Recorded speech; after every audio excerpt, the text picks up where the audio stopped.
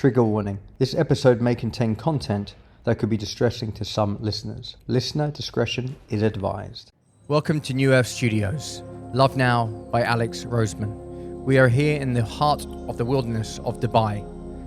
From our beautiful New Earth Cafe, the Conscious Eatery, where we'll be bringing you conscious conversations with our very next guest. Please do your best to click the subscription button so you can see us evolve and grow and ultimately show up in a community near you. Thank you.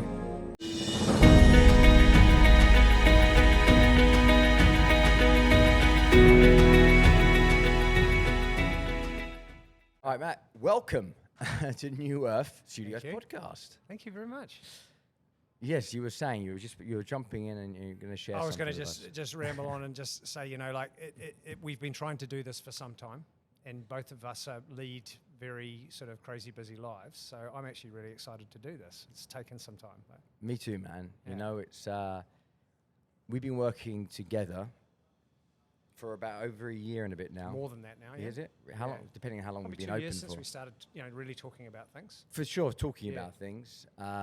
So for anybody who's just tuning in, Matt is the owner of Raw Coffee, which is some of the best coffee. I mean, you've heard people share on our podcast about this is the best coffee they've ever had.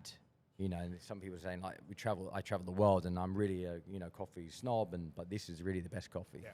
And the reason that we work with you is because one, when I met you in your Raw Coffee establishment and the fact you're brewing and all these different coffee types is your unbelievable energy and commitment to coffee and your passion and everything else. It was, even though I don't drink coffee anymore because of what it does to me, probably from my mischievous days and my adrenal gland is a little worn out, but you got me like really back here. I was inspired, because of your passion and how you look after the farmers and the whole life cycle. And that's why we felt there was this partnership, because of how you treated from the beginning to where it gets to.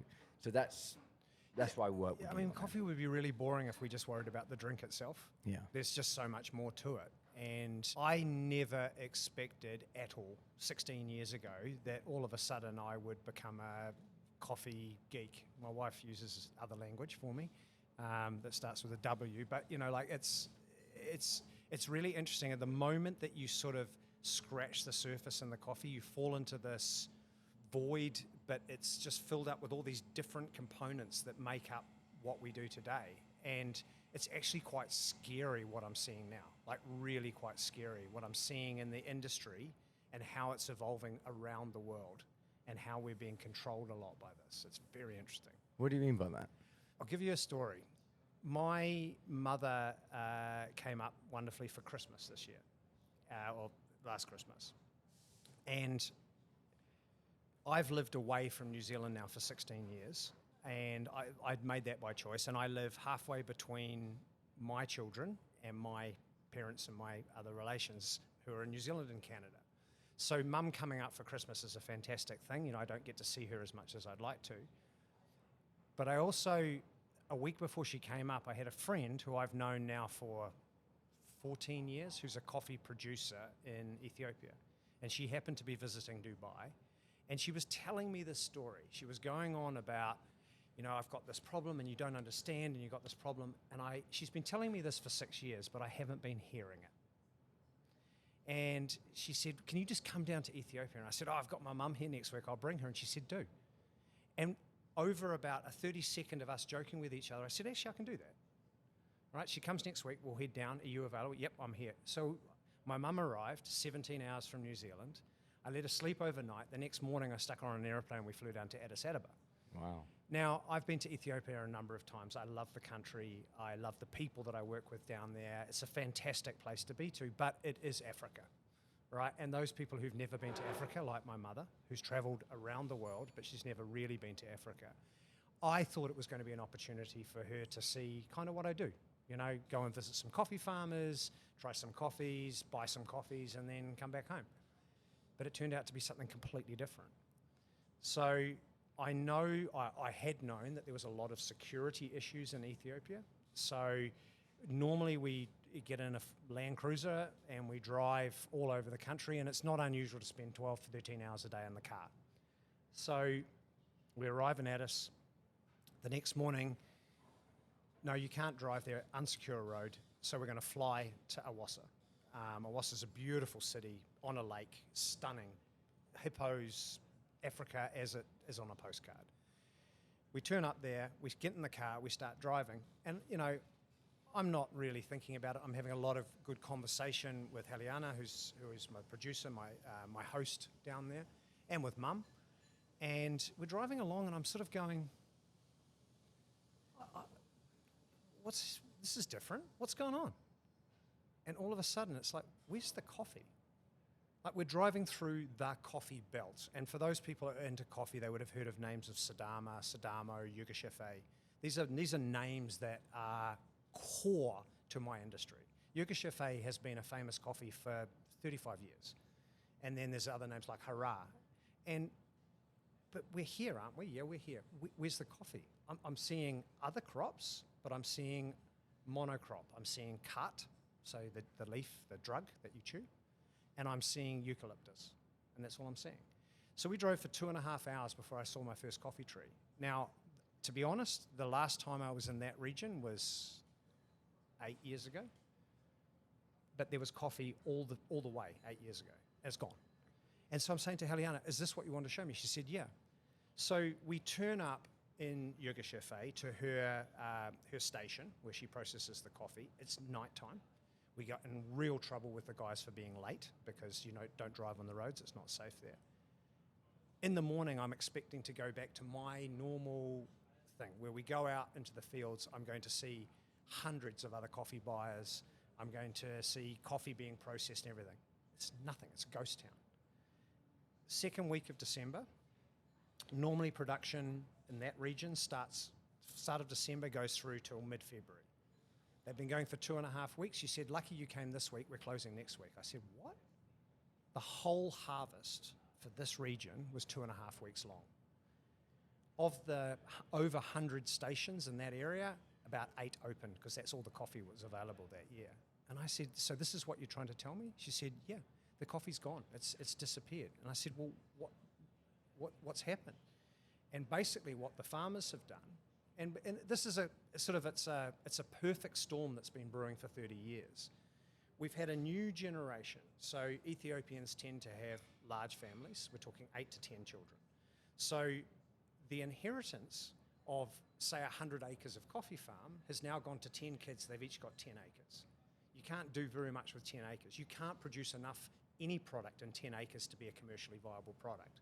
So if you're not getting on with your brothers and sisters and you're a young male, typically, all of a sudden they go, okay, I'm going to sell that farm, I'm going to buy myself a motorbike, and I'm going to turn into a motorbike taxi, buy my Ray-Bans, be cool. And they're doing that. They're selling their land off, and it's just being turned into cash crops of eucalyptus and cut. Coffee's gone. And you talk to them, why haven't you done coffee? It's too hard. Eucalyptus, plant it in the ground, leave it, don't have to do anything. Why the cut? Well, a lot of them are chewing it, so they spend 23 hours a day on cut, drinking coffee, talking, not doing anything. Or they grow it and sell it to the truck drivers who are transporting the eucalyptus to Kenya. And what's happened is that they have effectively deforested with old growth forest. The stuff that actually made Ethiopia has gone. And all it is monocrop eucalyptus. And of course, eucalyptus is fantastic because no weeds grow around it because the oils are so toxic to the soil. It's non-nitrogen fixing. So now we're no longer putting any carbon or nitrogen back in the earth. We are just growing a crop that you cut and send down to Kenya. And I thought, this is just crazy. So I'm deeply, deeply, deeply concerned that my favorite country for producing coffee is going the way of no coffee. The coffee business is split into 2 distinct things. There's commercial coffee, and then there's what we call specialty coffee. And now that market is completely confused. So as a specialty coffee producer, I have people that I know who are still following good practices, still farming correctly, they have thousands of acres where they can produce coffee. So arrogantly, I can protect my business because I can still get supply. But what are we doing to the world? Because what people don't realize is Ethiopia is the birthplace of coffee. Around the rest of the world, there may be 20 varieties. There's probably more. Let's just call it 20 varieties. In Ethiopia, there's 300 different varieties. So that is the seed bank for coffee. So whenever Brazil wants a different coffee, they start with Ethiopian coffee. They see what works in their country, and then they plant that and they grow it. We've killed the seed bank. The seed bank is not going to exist in 15 years' time because it's going to be replaced with a monocrop eucalyptus because it's simple and easy. And I'm thinking, okay, this is terrible for coffee. And then a week ago, I met another CEO of a very, very successful business, and we're talking, and she's telling me how she's so excited because they've just managed to secure a lot more raw material for their product. Their product is 95% eucalyptus, and then a petroleum product as a binder. And all of a sudden, I made this massive jump. Okay, so why are you buying that? It's 100% sustainable eucalyptus. And I went, where do you think that's coming from? She said, I don't know. I said, well, I can tell you, they're ripping out native growth forest, they're planting eucalyptus. The world says, you've got a crop that can be replaced, so therefore you're doing sustainable farming. But they're not. It's exactly the opposite. They are just destroying whole parts of Africa. Then I talked to other people, and it's happening in Brazil, it's happening in Colombia, it's happening in Mexico. So, all of a sudden I'm going, okay, I don't forget about coffee. What are we doing? We're jumping on our high horses saying we've got to stop deforestation. But the alternative is that we're then going in and planting a crop that is like a poison for the earth. So we can make stuff that we need to consume out of a new fiber that no one's regulating because they think it's a good product. So it's a really problematic time that we're actually seeing. The eucalyptus, right? I mean, I didn't even know we were going to go into this place, right? And you were saying that it's affecting not only the coffee, but it's affecting the soil. So it affects the soil because it doesn't contribute back to the soil, right? So it doesn't nitrogen fix. The other thing is that it kills the topsoil, so that particular track of soil is no longer going to be fertile until you, thank you Monsanto, come along with a whole bunch of chemicals and redo it. So I love playing with conspiracies in my mind, but I hate the fact that I'm actually starting to see an unraveling of what is actually happening at a level, because one of the things that I've started to talk to other people that I know who have much better connections is, who's responsible for this consumption of eucalyptus? Where is it going? How is it getting to the factories in China, to Bangladesh, that are being turned into the materials that we're buying? Like, who is responsible for this? Because there's got to be a bigger plan that we're not seeing. And then when you start to talk to people that it's all over the world, and there seems to be pockets of it all over the world, that there could be more to this, because it doesn't make sense to me that you would completely destroy nations with intent. And that's effectively what they're doing, because they are using whatever regulatory authority that is available to them. Because one of the things that's happened in the coffee industry is there is a importation into the EU that comes into effect on the 1st of January, which says that you have to guarantee that your coffee is grown in a non-deforested place. And yet we've created a way to deforest, technically, legally, as far as the Earth's concerned, but it's exactly the opposite. We're destroying the Earth. And do you think that people are doing it consciously? 100%. It's all about money. We've seen the people that I talked to in Ethiopia, the older people. In fact, I met this fascinating gentleman who runs a beautiful lodge that we stayed in, and he was talking to me about the fact that they've known this in Ethiopia for a long time. They've known that this has been coming, but the the Ethiopian population has been dumbed down. He said during the times where there was there was communist control in Ethiopia, during that period, khat was readily available and everybody chewed khat. Now, khat is effectively, from my experience, it's like a mild dose of MDMA. So all of a sudden, all gone, whatever, I'll just cruise my day, and all you want to do is chat to your friend. Sit there around drinking coffee. I want to touch back. When you say cut, what does that mean? It's spelled Khat, and it is a leaf. Ah, yes. You chew it. It's a bizarre plant that it can be harvested 4 times per year. Once you harvest it, it's got a very, very short shelf life. I think it's like 48 hours or maybe 72 hours where the leaf actually loses its potency. So there is, believe it or not, there is flights from Africa to Europe every day containing khat to supply it to communities, especially African-based communities in Europe. And they're feeding off, is it nicotine?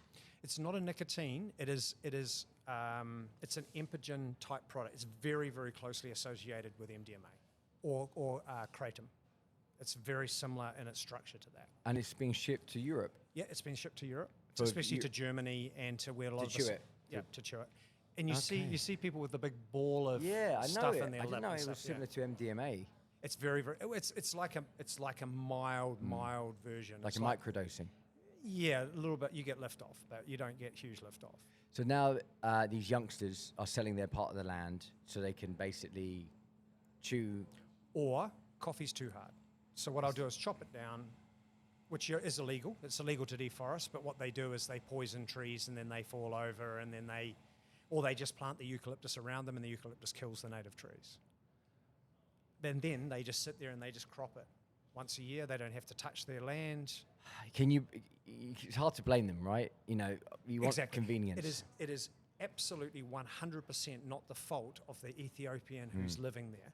It is the fault that we have created a system that they have had to live in that is being controlled by people who are only doing it for their own benefit. Do you feel like, because obviously, how do we look at it? We all have our own responsibility for our own sovereign. Yeah. So we have people in Ethiopia who are, for the short term, cutting down, selling off because of the convenience, because they bought into what it sounds like the American dream or the West dream, that kind of thing, where they want the convenience, they want the payoff. Where does it, the responsibility lie on? Is it a long-term game made from people who are trying to capitalize on it, getting people sucked into this? Or are they just sort of going, where do we see the opportunity where people want convenience? Where's the responsibility lie, and how do we navigate it where it's okay to want to put the work in for the sake of the land? Thank you. Because obviously they're not thinking about the fact it's damaging the topsoil. That, short term is great, but long term, what are the damages? Yeah. So you're correct that they're not thinking, but we're talking, we're not talking about a population that has access to education.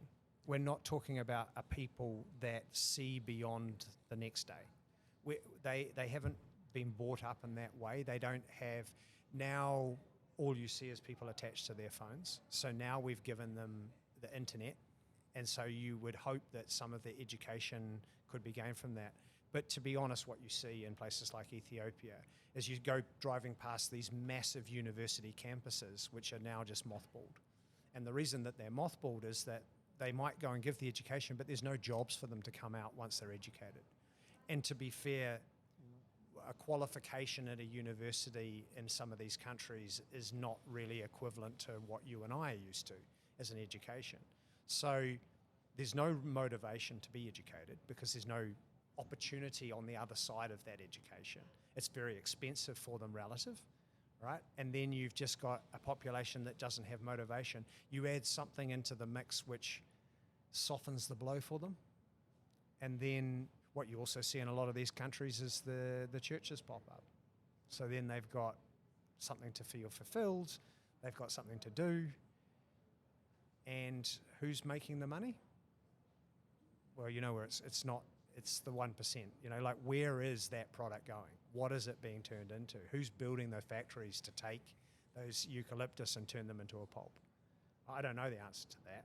But I do know, for example, that Pepsi has been in Awassa for, I don't know, 45 years, and last year they closed the factory. Now, I think there was, and I'm not exactly sure on the numbers, but I think I was told around about 2,000 people lost their jobs. But Awassa as a town, Pepsi was the employer. There is no other employer in that town, unless you want to take people on a boat to see hippos. There's no industry in that town. So what now happens that Pepsi's withdrawn? Now, it obviously wasn't Pepsi themselves, it was whoever was the holder of the Pepsi license in Ethiopia, but that's closed down. You know, Yeah. Crazy for that town. What are they going to do? Well, for one, why did it close down? And two, is that a bad thing, you know? But for the community, yes. But why did it close down? I would say probably demand or an inability to be able to afford a product. If you've got a population that can't find work, and you've got an overpopulation, anyway. But it seems to me that there is probably way more that it's not at our pay grade, right? That we are missing the big picture of what is being done. Because if you were the person who was running that country, it would take you all of 10 seconds to work out that this is not right. So obviously someone's just not doing anything about it. What we're going to see is it's going to be more and more and more difficult to buy products like coffee that are quality. We are expecting significant cost increases next season. Really? Yeah, significant. So what about companies like Costa Coffee, Starbucks? You know, what's the difference between where they get their coffee and how they brew their coffee to then how you create coffee? That's a really, really good question. I'll give you only real life examples of things that have happened to me. I was on a buying trip a few years ago, and we happened to be, somehow we ended up on the same trip with a bunch of people from one of those large companies. And so Kim, who's my business partner in Raw, and I sort of sat at the bus like naughty children saying, we're not even going to talk to them, they're the enemy, they're the devil. And then it was sort of like, okay, actually, sometimes it's good to get information from these people. So we're suddenly thinking, oh God, we've been relegated to the back of the bus. These guys, you know, they're coming, and this is who they want to talk to. But you think about a place that's producing a fairly large amount of coffee. Now, specialty coffee is actually coffee that potentially can come from the same tree as commercial coffee. So if you can imagine that you've got a fruit tree, some of the fruit is perfect, it's absolutely perfect, and you take that and you put that on your dinner table, then you might get the rest of it and you might sell the really good stuff, and then they're going to take the stuff that doesn't look so good and turn it into a pulp or a jam or something like that, right? So that's exactly what happens with coffee. It's a sort of a grading system. And you might have a larger area where certain coffees are on a hill that's slightly better, just like grapes, where a certain part of that farm might produce a way better product than other parts of the farm. When you're a big consumer, like these big multinational companies, they can't release a product. So you go out and, heaven forbid, you buy a pod, and you've got the latest color and the latest coffee. In order for them to produce that pod, they have to use at least 1 million kilos of coffee. If they don't buy 1 million kilos, which is 50 containers, it's just not worth them to do their whole marketing thing like that. So they go to a farm and they basically will just take everything, and they will pay the absolute minimum that they can pay. So often the producers are producing that, and they don't consider their labor to be a cost. Their only cost is where they actually physically have to pay cash out. So they will look at a very small incremental return on the actual cost of that production. And sometimes, because they have an entire community, you get a big coffee farm, it's possibly got 800 or 900 people who are relying on that farm for employment. All of a sudden, they have to, because they know that there's only going to be one or two of these big companies coming in to take all the coffee, and so they're completely controlled by them. And if they say, I'm sorry, the global market has dropped, therefore we're going to pay you less this year, the farmer has no choice. He's got no one else to sell it to. And what's happened is that we have, on the New York's commodity exchange, we have the C price, the standard price. for both Arabica coffee and Robusta coffee. And over, like, the C price has never been higher in the last 15, 20 years, and we're expecting that to go exponentially up. And that's because Brazil, who's the largest producer of coffee this year, hasn't had rain in 70 days, so their production level is going to be down. The futures market is in panic because they realise that Brazil is going to be way less production than they expected. Wow. This is a little funny side fact. Brazil doesn't produce enough coffee for their own market, so they buy from Vietnam, who's the second largest producer of coffee, to import for their own domestic use. Oh, wow. So a small shift in the weather patterns, which means the lack of production, they are in trouble. They just do not have enough coffee. And contracts doesn't matter. If a farmer's got a contract with XYZ and then all of a sudden the price has doubled on them, they're going to break those contracts and supply somebody else. So when you're at the very pointy end, at the specialty coffee end, a lot of the product that we might have considered to be used could easily be sucked into that volume of the mass production. And when you take any product, the lowest quality part of that product is the standard for that product. So if I get the best coffee in the world and I put a couple of bad beans in there, my entire coffee is bad. So, this is the situation that we're running into, that we've got really low productions. We've got people who have to sell. There's a perfect storm coming. So what does that mean for everyday people who like to drink their coffee? Well, as an industry, we'll take advantage of the news and we'll take a time to try and increase margin, I would imagine. See, the bizarre thing is that the futures market is looking 3 to 5 years ahead, but they are in panic mode now where they should have been in panic mode 3 years ago. So we're going to see reactions. I mean, for example, we have already purchased our coffee, and we do that because we work directly with our producers, and they're not a supplier to us. They're our friends. So part of my job is to make sure that I can meet the expectations of my suppliers as well as our own company requirements. So I need to talk to them all the time. Okay, this is what the market's looking like. I'm going to need more or less of this product next season. How is that going to affect you? But we're a tiny part of the market. We're an insignificant part of the market. We will see significant increase in the cost of your coffee by Christmas. That's the basic rules. So the price of the coffee will have to go up? It will, because the farmers are going to be able to demand, thankfully, more for their product. Wow. Which is great, because they need to. Because at the moment, these guys are living subsistence. It's not right. So going back to when you saw the Starbucks and everything else, you're going to the same place to buy coffee. Yeah. But what's the difference in the quality? Why does raw coffee taste so much better, people tell us, than say Starbucks or Costa or any other big brand? So every product that's produced has a quality side of it and a mass production side of it. And I think that what Kim and I did is we worked out this kind of flavor profile that we really like, and we banked on 18 years ago, we banked on that flavor profile being what other people liked as well.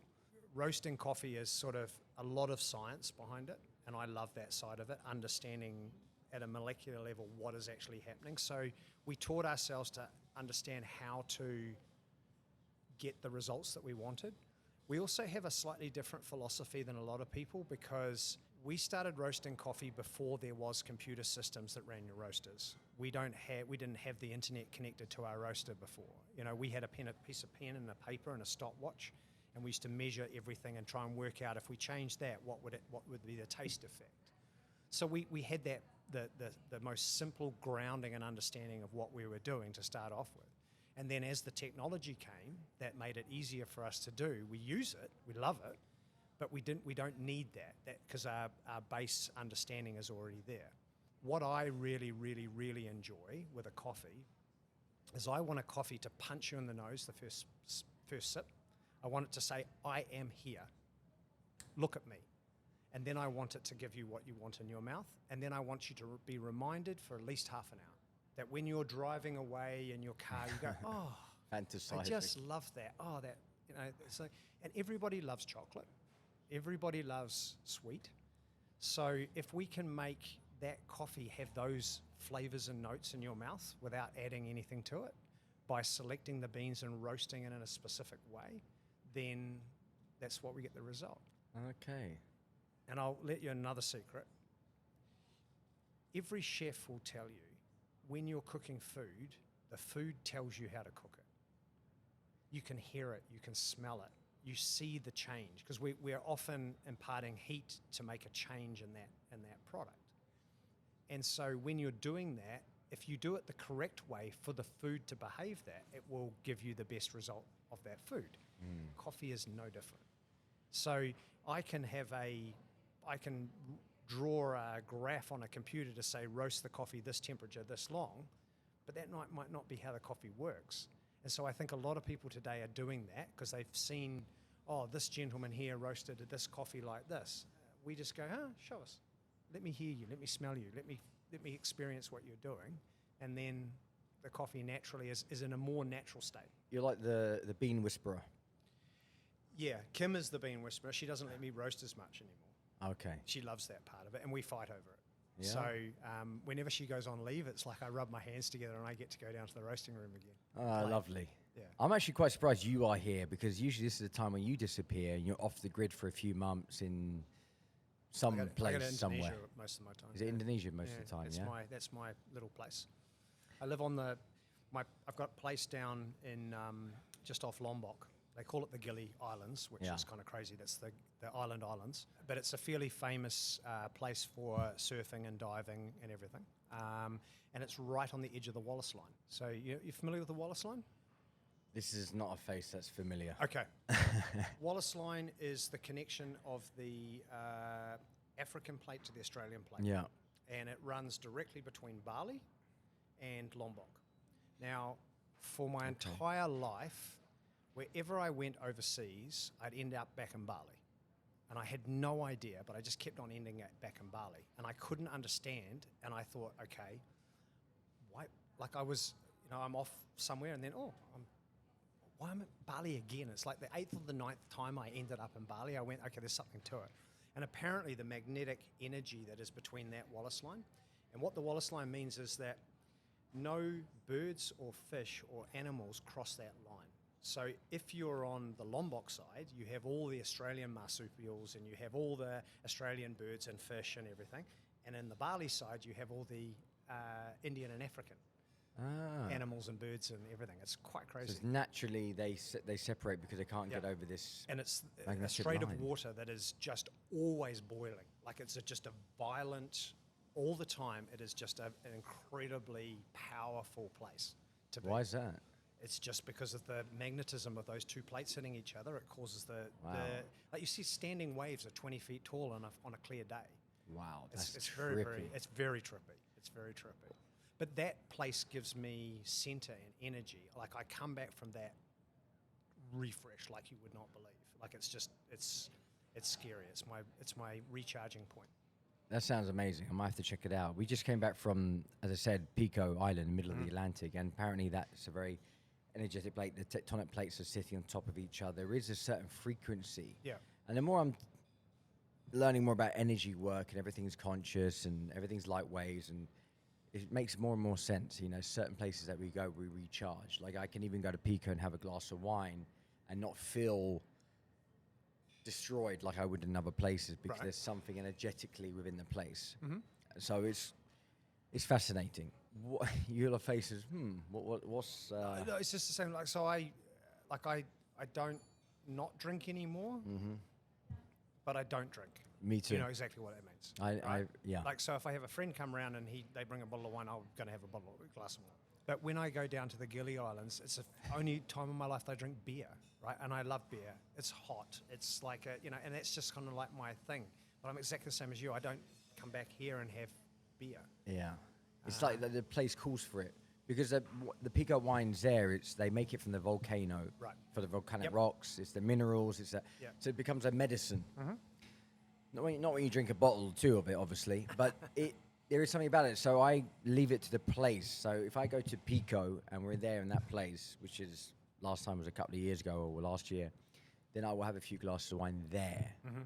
Anywhere else, I just won't drink anything. Anywhere else, it just happens to be that place where I completely just sort of let go, and I convince myself it's the minerals and it's good for me. It's medicine. It's medicine. You know, it's raising my frequency. But tequila, or something mezcal. Else.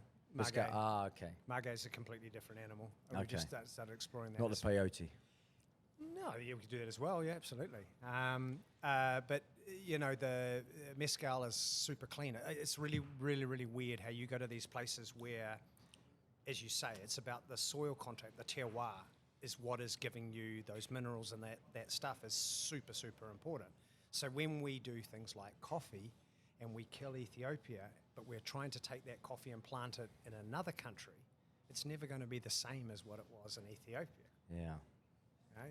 What can we do? What can people do about the situation in Ethiopia? Because it seems quite desperate. We're damaging topsoil. There's Sadhguru going around at the moment, you know, raising awareness, because in a matter of years, topsoil all around the world, we're already dropped like 40%. What's usable? You got these huge companies like Monsanto, whatever it is, you know, who have taken seeds and have somehow GM'd them. Yeah, GM'd them and made it in a way that they've taken the seeds out so the plants don't just organically grow new plants. That actually they've manufactured it so that you kind of pay a subscription fee in order to like grow crops, right? Yeah, with soy, with coffee as well. They've done that with coffee. And a part of me is like, you know what?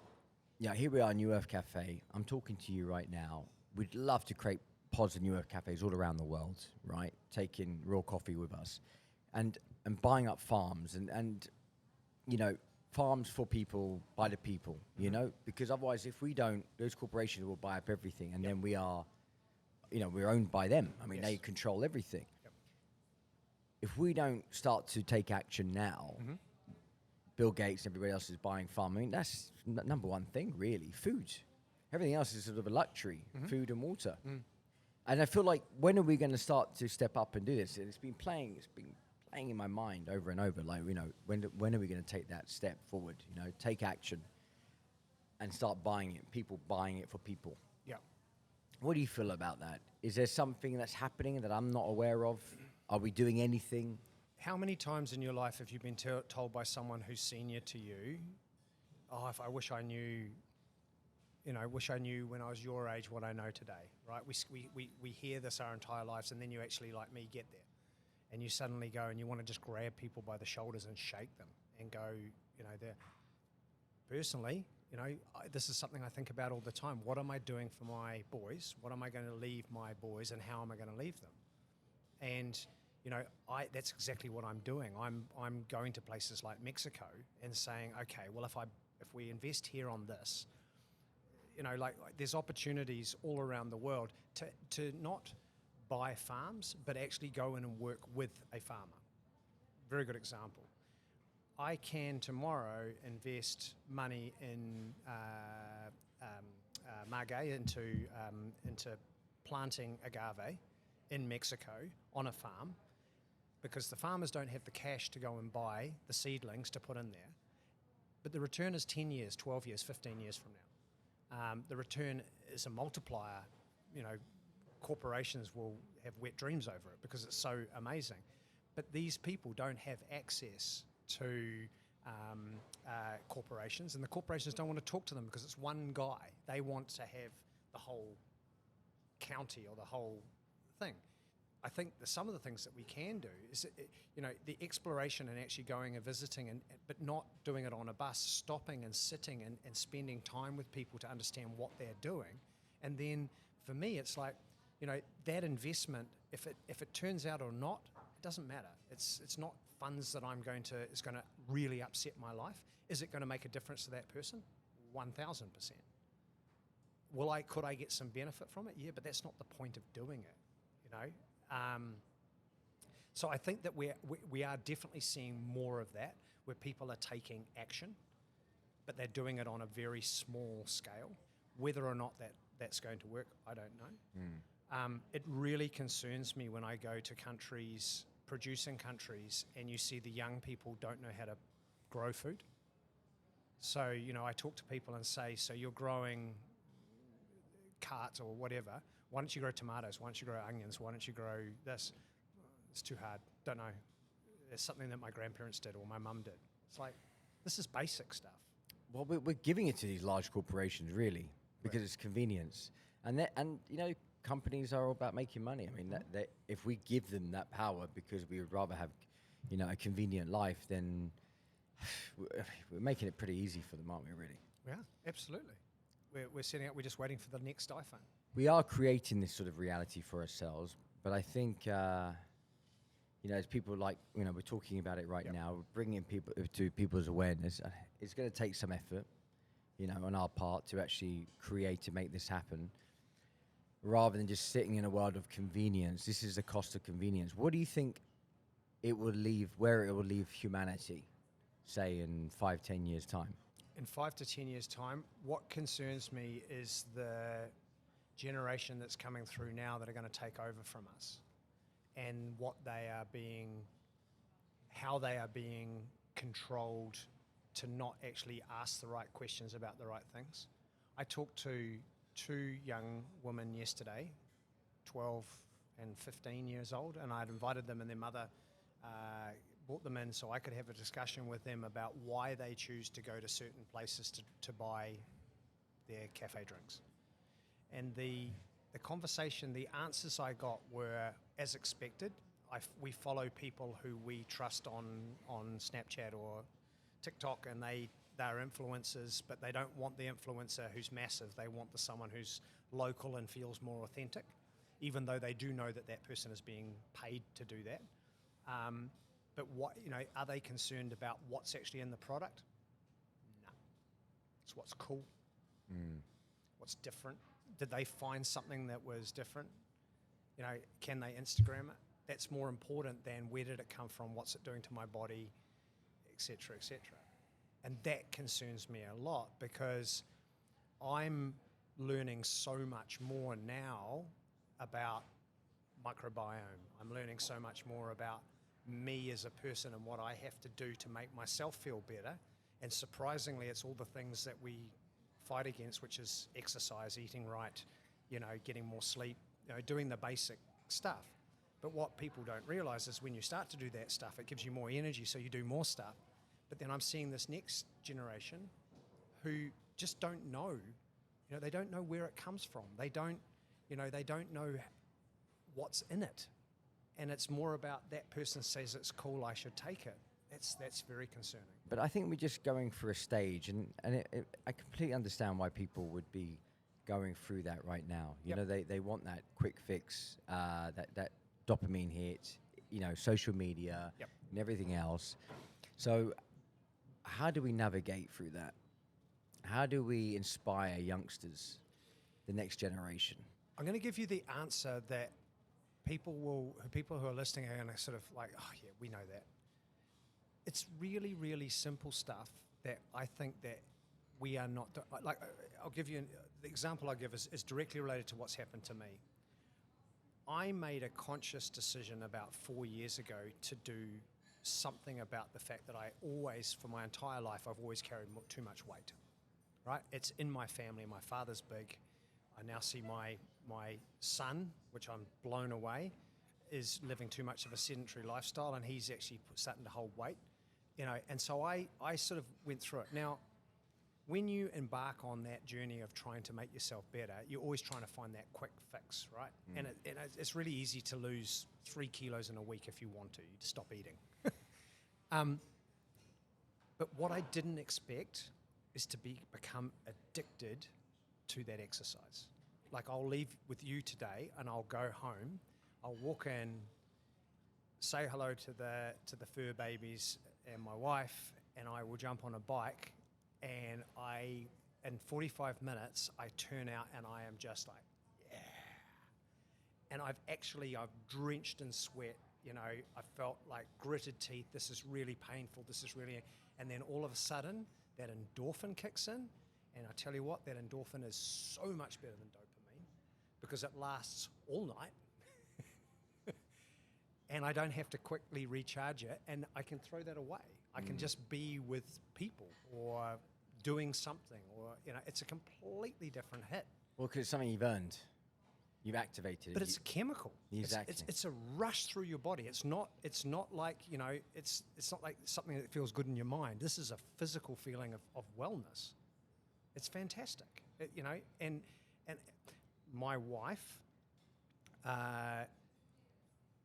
she is turning 60 in September, and she has avoided cardio exercise for 58 years. And then 2 years ago, when I started doing more and more and getting even more into it, she said to me, "Oh yeah, I'll give it a go." And I just and I said to her, "Just do 5 minutes, 10 minutes." And so she started literally 5 minutes, 10 minutes a day. Now she's got a program. She knows exactly what she's doing. She said to me the other day, "I've got to get more strength in my legs. So when we do stuff, I've got the cardio now, but I need more power." And it's like, who are you? Yeah, a proper transformation. Yeah, completely. And of course, her biggest problem now is she can't keep weight on. Oh, wow. Right? So she's losing too much weight. It sounds like my wife. Like a complete shift happened like a year ago. Yep. And her whole body has completely changed. Now, it's a lot to do with, obviously, the cafe. What did you think of the cosmic latte? Absolutely delicious. The cosmic latte. Yes. It's absolutely delicious. As I said to you when I came in, I just didn't feel like more caffeine today. I've had enough. I don't need any more. This has got caffeine. spirulina and a few other little beautiful things in there. Yes, and I love the cinnamon on top. It's going to Oh, be lovely. Lovely. Dancing in my mouth.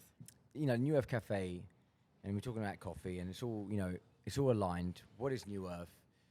I'm about to put a series together. I was telling you about the 3D ascension from 3D to 5D. What does that all mean? And it's preparing ourselves for something. There's like energetic shift happening. There's a certain feeling in the air, right? Everybody I seem to bring on this show seems to feel it, right? And there's something about the food. Like, I see my wife's transformation. I'm like, wow, what is going on? How did it seem to happen overnight? There's a shift. And it wasn't like there was a crazy exercise routine or anything else. I mean, intermittent fasting helps a little bit, but it's a plant-based diet. It's energetic. It's how we speak to ourselves. There's certainly a shift going on. With regards to sort of dietary and things like this, we look at a sort of gluten-free diet and sugar-free. Do you incorporate that into your life? Is that something that you look at? I'm type O blood. As I said, I've battled with being overweight for my entire life. And so 20 years ago, I started exploring different ways of changing, because I thought it was diet. I thought I was mono-focused. I thought that it was just the food intake. I wasn't thinking about mental health and also, just general wellness and exercise. So I've tried Atkins. I went extreme. I discovered that my body is way more suited to a low carbohydrate diet. And I need protein, but I'm a very slow metabolizer. So I've got to be very, very careful. So before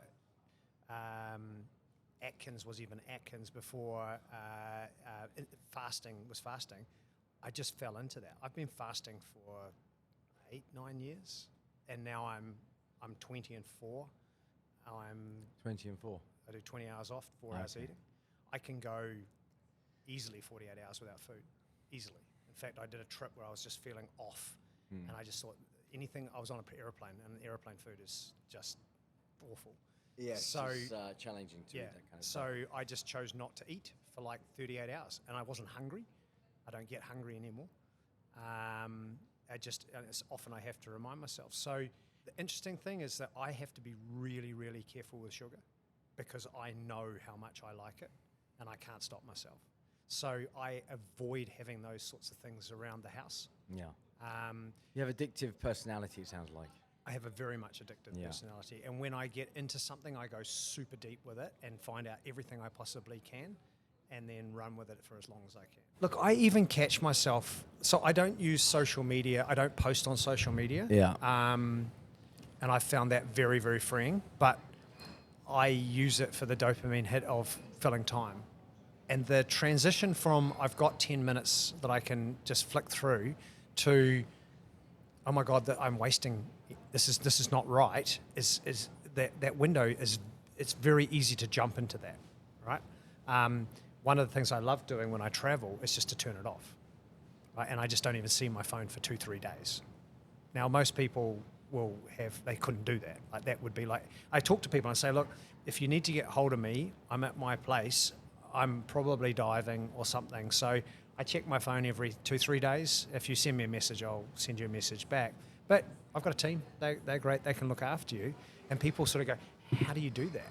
And I go, try it. You might find it's because quite you free. can. Exactly. Well, we didn't have phones some time ago. I do the same. I love switching it off. And a part of me does feel guilty if I'm looking at videos. But then I think to myself, I mean, that's why they're there. You feel good for a moment. Yep. You laugh at a few different things, which is great for the personality of an ADD. And she was saying, you can take medication for it, but most people can manage it. But for those who can't, But they talk about the drugs. It's more about optimizing than it is about managing, the brain, because our brains are hardwired differently. Mm-hmm. And the reason I mention that is because sometimes my mind does jump around. Like I have a guest on, and I'm doing this, and I got this, and it's like, what keeps me here? Now, I'm going through the 12 steps at the moment, right? Just because I've been an addict my whole life, from one thing to the next thing. Mm-hmm. I've gone through every single thing, but what's at the root cause of it? Mm-hmm. And how do I deal with it? Well, the 12 steps is the very thing that will get through it. And then when you have to do a fierce inventory on yourself, you have to look at under every nook and cranny.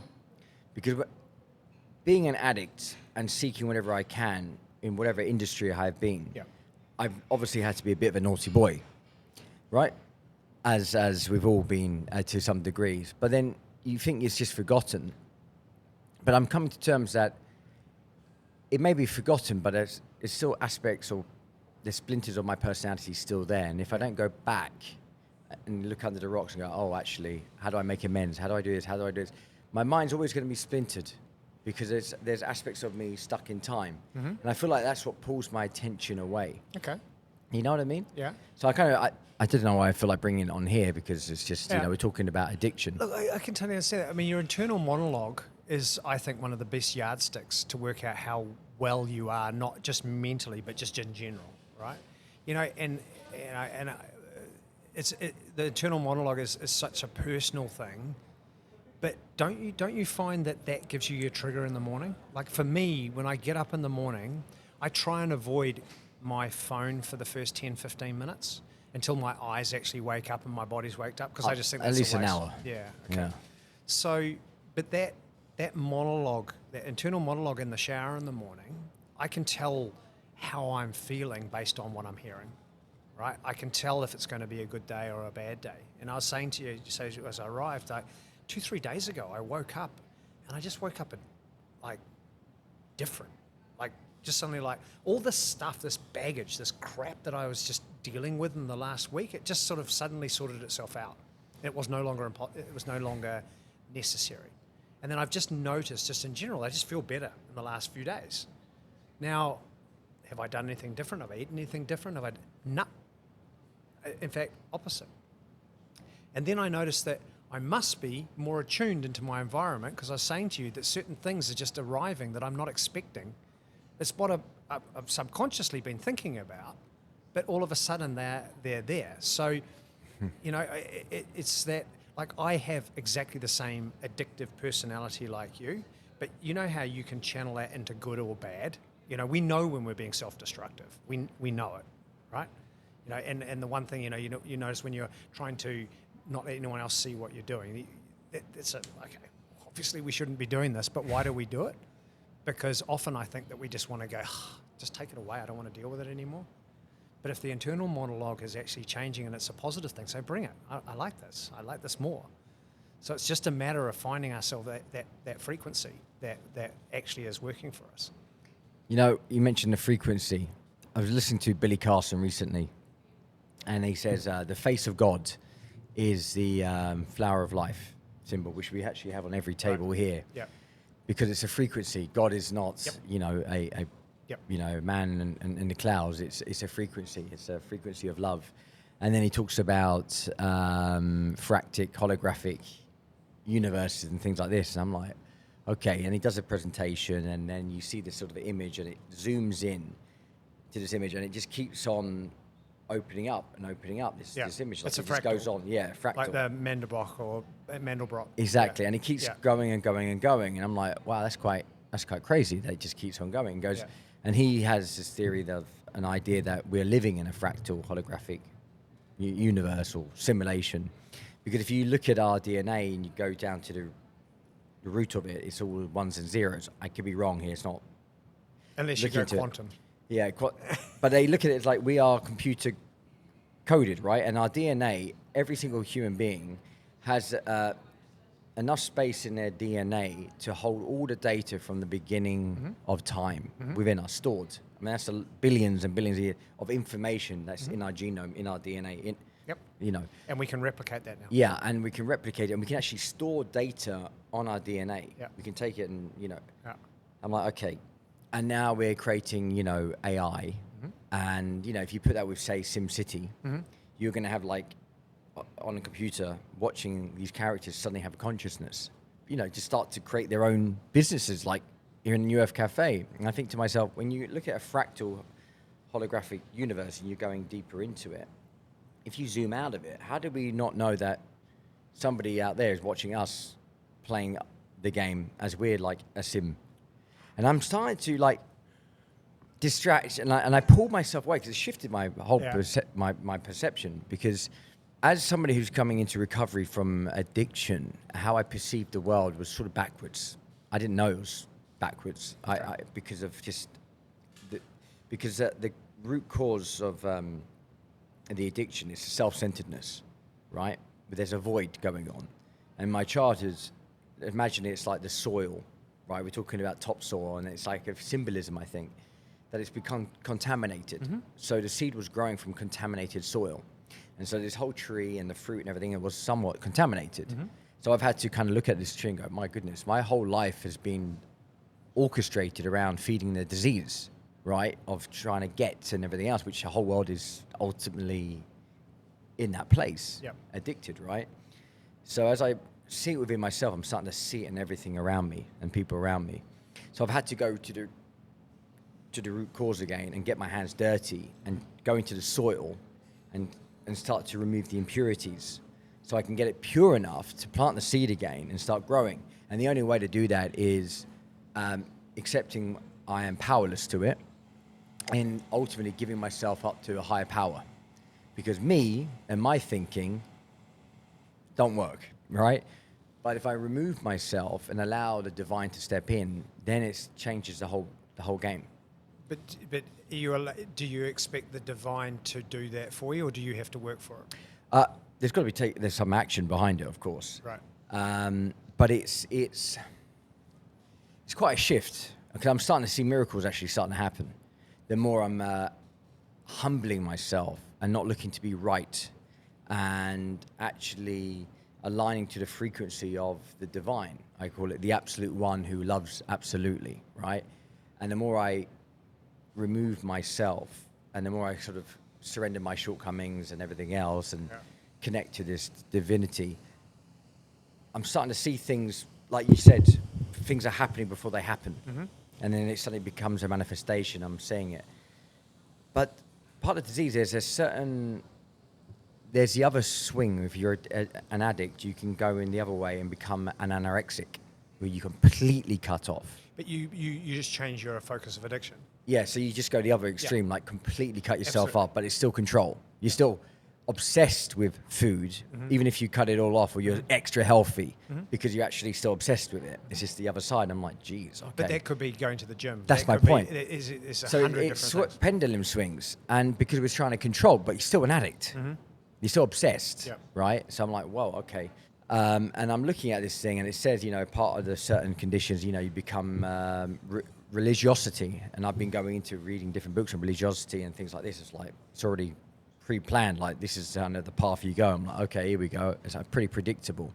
But with this new fractal holographic perspective I've looked at, and if I zoom out rather than zooming in, like into my life, I'm always going to find something to fix in myself.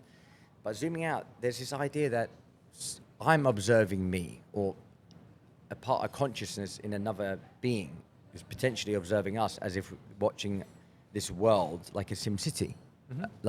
And I can suddenly see myself sitting on like the couch over there, looking at it, and I can imagine somebody looking at me going, "Oh, look at this character building a New Earth cafe," just observing, and then looking at another reality. "Oh, look, Matt at Raw Coffee." Or look, suddenly, because they can just sort of move this planet around, and they're seeing it really fast. Yep. But for us, it's moving like, what is time? Have you seen that cartoon where it's two aliens putting down a bong and they're going, "Wow, that was a trip," and it was like that.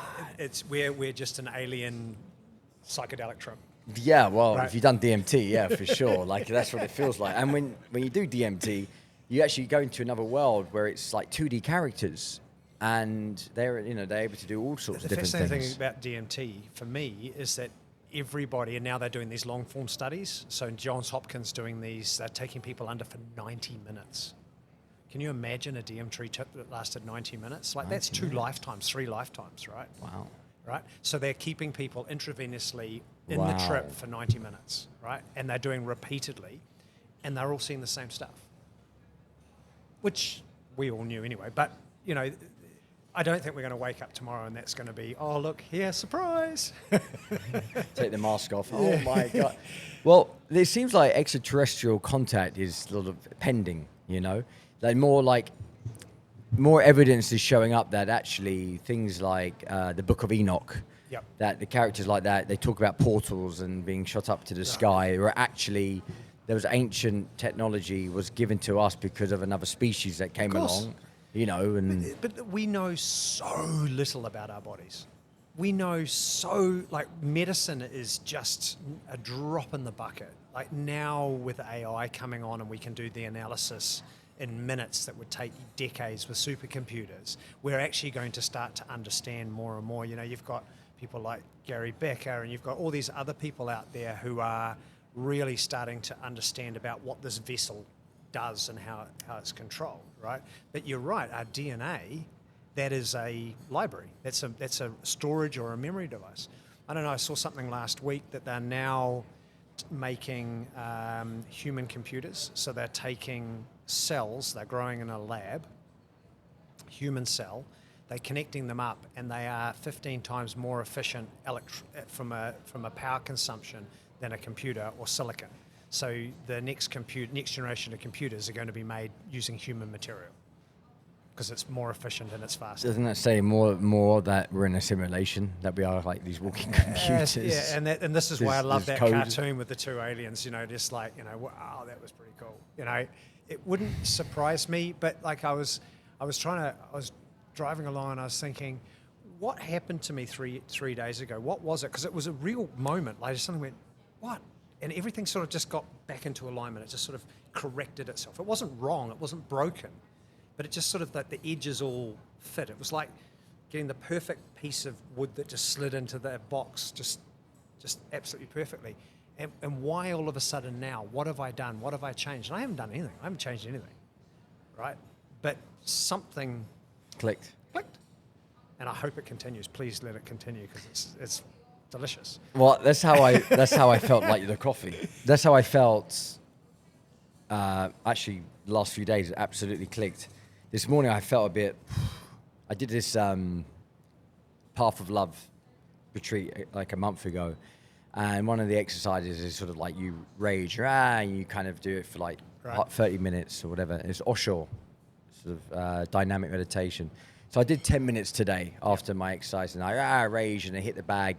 I was like, why did I do that on the day of a podcast? Why am I roaring into it? My voice sounds coarse. I didn't really think about this, and it made me feel a bit like, like I'm tired. Why did I put myself in that position? Why did you feel that you should do? Was it because the environment was set up that you thought you should do that, or did you think that there was a reason why you felt that? I just felt like, I haven't done it for a little while. Okay. Because I've been away. Right. And I wanted this space to kind of just like, let the whatever else needs to come out, And it's like, it's good, hitting the bag and everything else, like listening to like mosh music to like release this, animalistic thing. Because I had this dream last night that this cheetah and tigers were around me, and I had climbed up a tree, like petrified, and I was like roaring at them, but like passing out in shock as they were coming up at me. Like, this has got to be a dream, surely. And then I was back in the same situation, but this time I found like a stick that looked like a long whip, and then I was able to kind of get them away, and I was like roaring at them back as I backed off into an elevator in the middle of this, jungle, and then, went off somewhere. I don't know, because what's happening right now, because you asked, like, what you've been up to, what's going on. I'm going for a complete shift of like a personality here, of complete reconfiguration. I'm deconstructing who I thought I was as I clear myself out of the way and allow something else to step in. I'm having to confront, like, I've not felt safe my whole life because I didn't grow up in a place that has had any safety, right? And so I've always been in survival. Everything I've done is in survival, addiction, everything else is reaction. So coming out of it, I'm in the recovery now. This is the steps, this is what it looks like. So a lot of things are coming up to the surface, my deep subconscious, why do I react in a certain way when certain situations come? And I look at myself going, why am I reacting? I'd love to be able to respond and have time to respond to a situation rather than my usual reaction. And I'm noticing things are shifting, and I'm allowing myself to feel safer and to be in the moments of like joy, like happiness, like longer periods of time, not feeling like the pending doom is going to come up knocking on my door like it's always has been. So there's a whole shift going on, and I'm just kind of going with the flow at the moment. But there's things that come up. Living here in the Middle East is an interesting place to live. I adore it. Otherwise, I wouldn't have lived here for 16 years. But I think that a lot of people don't realize the intangible benefits that we get living here, right? Number one, you just said, this is one of the safest places in the world, right? I don't even have a key for my house. I don't know where the key is. Me too, actually. It's crazy, right? And yes, it's really hot here at the moment, but you know what? I've got a sauna at home, and I heat that to 85 degrees. It's only 50 degrees outside. Yeah, we can handle 50 degrees. But being in this region, it actually helps you to be able to not worry about those other things. Here you work, you will be rewarded. It's that simple. And it maybe is that because we've been in this environment, and we've been through a little bit of pain here, but we've been through a different style of pain, because I think that this region actually treats you slightly differently. Like COVID here was like, we went hard for 3 months and then we're done. We're finished. We're over that. We're moving on with our lives, and we're being productive about what we're doing.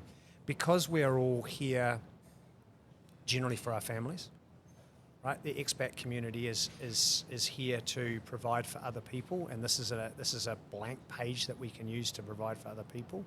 So I think that when you start to get all those things aligned, then your mind is able to start to go, what do I need? What am I carrying? Why do I have that? Why do I keep reminding myself? Why am I telling myself this all the time? Is that really working? And then for me, I'm so lucky that I get to go and see people who are way less fortunate than me, and I get a reset on everything, right?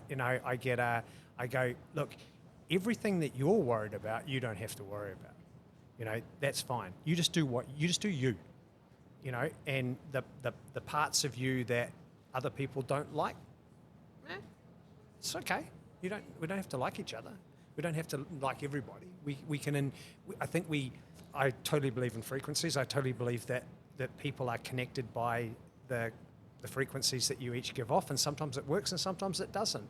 But I think that what we're finding is why you're potentially going through this in this region is because everybody's here for a reason, where often when you're in your own country, you're just put there. You're told this is what you have to do. We're choosing to do this.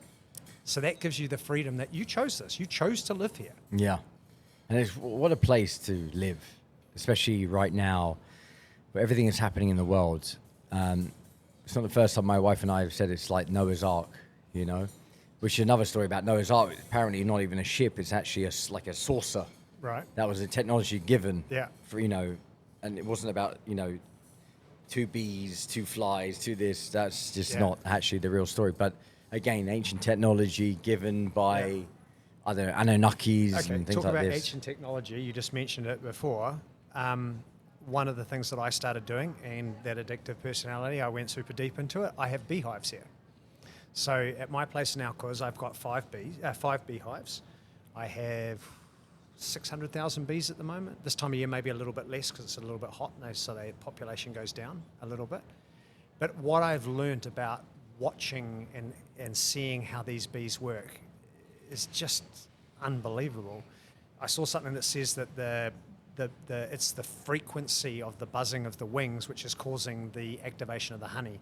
And I need to find out if that's actually true, because I don't actually know read if that's that like true. literally a few days ago. Yeah, I think that might be a good story. Okay, so Right? it makes the hexagon shape. Yeah, because it's actually the enzymes in the bee's gut that actually makes the transformation from the nectar to honey.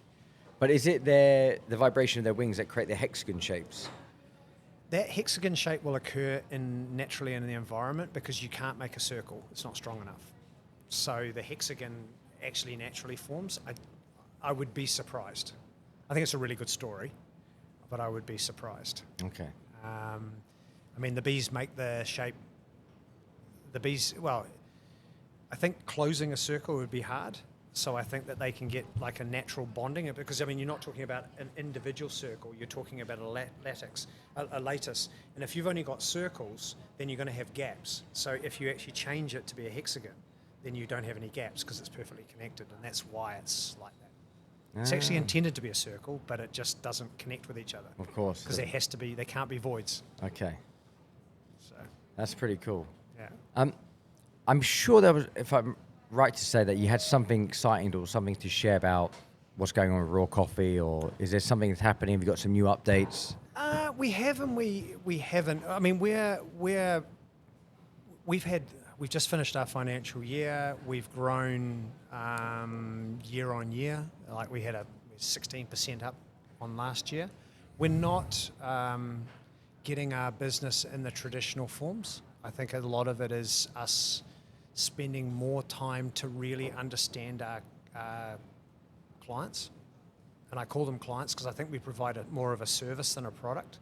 So yes, we sell products, but it's not about the product. It's about looking at the client's environment. What are they trying to achieve? Like what you're trying to achieve as a business is completely different to the guy 100 meters away. And I think we've got really good at doing that. And I think that we've got over ourselves a little bit more. And I think that we are even more aligned with our suppliers. So we've now really got a great synergistic solution for businesses, and we're not chasing percentages. I have a lot of people that rely on us doing a good job, but I've also realized I can't do it all. Kim can't do it all. So we've got a team of people that we're all working in the same direction, and it just feels good at the moment. There are some exciting developments. I'm working with our suppliers to improve what we do, and that's great because it's a roller coaster. But I think that what we're about to see in Dubai is this summer's going to be quite hard for a lot of businesses. I think a lot of people who are not well financed are going to struggle again because costs are going up. And there is not enough customers for the amount of cafes that we have in Dubai. So that's going to be a little bit challenging. During the summer? I just think that the summer is just going to be that last straw that breaks a few businesses. Because, we're seeing a lot of our clients, we're having to work with them with how they pay us. And you think about, I sell a bag of coffee to you, you turn that into 100 cups of coffee, you get paid, either that day or the next day, but yet they don't have enough cash to pay us. Yeah, there's nobody here. I mean, for the community here, it's Exactly. Our cafe is so quiet. But you and I, we look at our businesses and we go, okay, so we trade for 9 months a year, and everything I do, I divide by 9. I don't ever do by 12 because we don't have a 12-month trading business in Dubai. But yet I've got international businesses who are coming in and I'm saying to them, let me see your forecast. And I'm going, no, that's not how it works. So this month you're going to have twice as much. This month you're going to have nothing. And they look at me going, what do you mean? I said, well, have you been here during Ramadan? Have you been here in the middle of summer? People change their behaviour. Yeah. And whilst it's in any industry, you don't want to see competitors fail. You know, we have to find that balance again, because, you know, unfortunately, this time of the year, costs of things like AC. If people heard how much we're paying for air conditioning, you'd be. It's crazy, but it's the reality of it. So, have we got anything special? No, we don't have anything really special. I do want to get the message out there very much about, you know, hey, people, wake up, ask where your coffee's coming from. In this particular town, Brazilian coffee is extremely popular, so is Ethiopian coffee, but all coffees are not made equal. So just because it comes from a country doesn't mean it's quality. And just like any ingredient, you've got to be careful on the quality, because if it's not being treated in the right way, like a food, all the way through the process, it can have some negative things happen to it. I tasted some coffee yesterday from a supplier who I desperately want to do business with, and every time I tasted it, tastes like polystyrene. And we went back to them today and said, hey, why does your coffee taste like polystyrene? So we're going to go back and... That's crazy. We're going to go back and find out if there's something in the process which is causing that flavour to come in.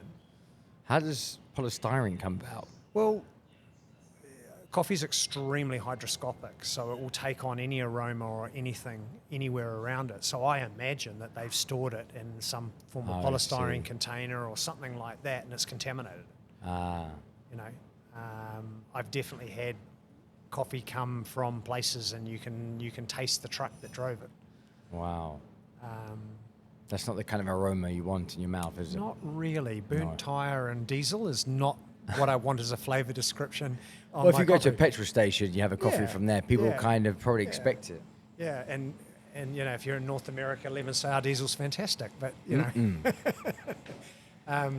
But yeah, no, it's something that, like with any products today, there's going to be the same product in an inferior quality available to you at a cheaper price. And that's fine.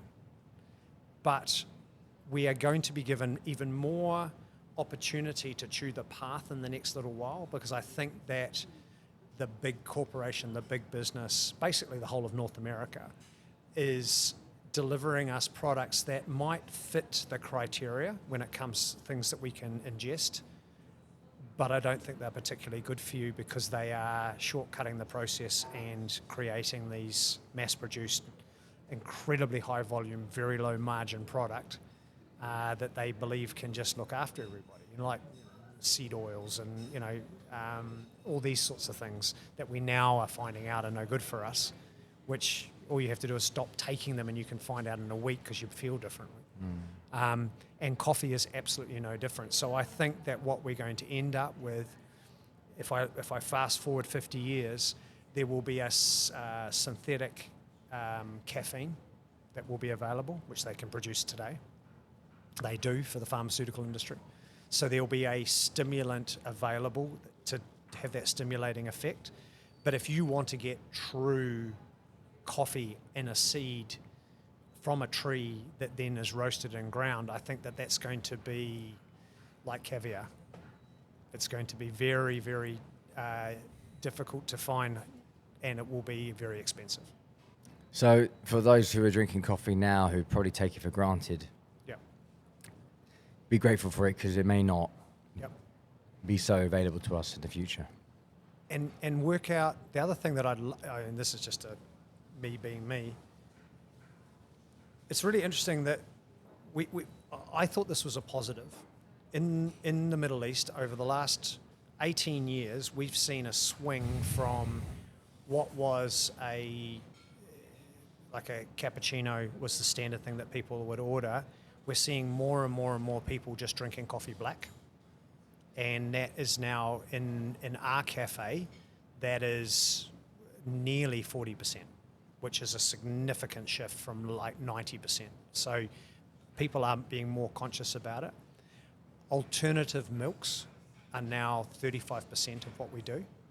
Thankfully, the mass use of sweetened condensed milk with coffee, we call it a Spanish latte in this region, is starting to wane.